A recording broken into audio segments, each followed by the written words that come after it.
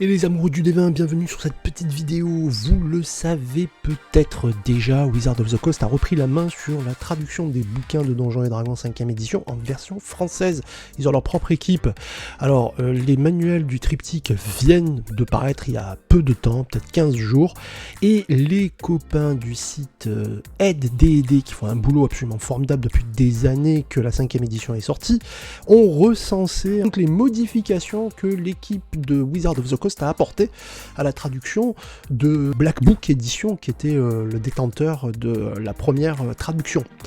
Eh bien, je peux vous dire que c'est pas juste une petite liste, hein, il y a quand même beaucoup de choses, beaucoup de noms qui ont été modifiés, qui ont été retraduits, que ce soit pour les sortilèges, les capacités des classes, que ce soit tout un tas de choses. Donc ça vaut le coup d'aller y jeter un œil. Je vous dis, les copains de Aide D&D ont fait un boulot absolument formidable de compilation.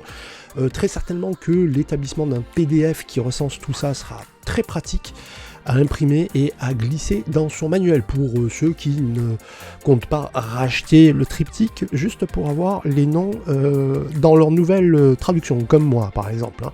Parce que même si les livres sont passés à 40 €, je vous rappelle, au lieu des 50 qui étaient pratiqués jusqu'ici, bon, ça représente quand même une certaine somme. Bien, en tout cas, sachez que les modifications ne sont pas cosmétiques, que ça sera vraiment utile d'avoir ce document de référence sous la main, et effectivement, les cartes de sortilèges qui avaient été publiées jusqu'ici, les suppléments qui sont sortis et qui donc portent les anciens noms des sorts, par exemple, risquent voilà, de jeter une certaine confusion, il va falloir s'y habituer, ou racheter les bouquins. Voilà, ça, je vous en laisse seul juge.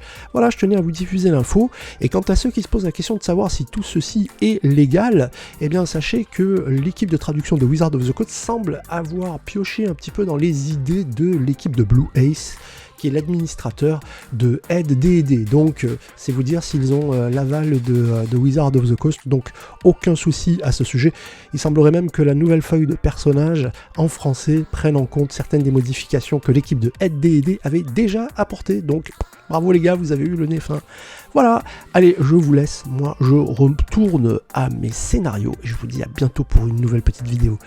Et si vous avez aimé l'info, bien entendu, abonnez-vous si ce n'est déjà fait, hein. A bientôt les rôlistes.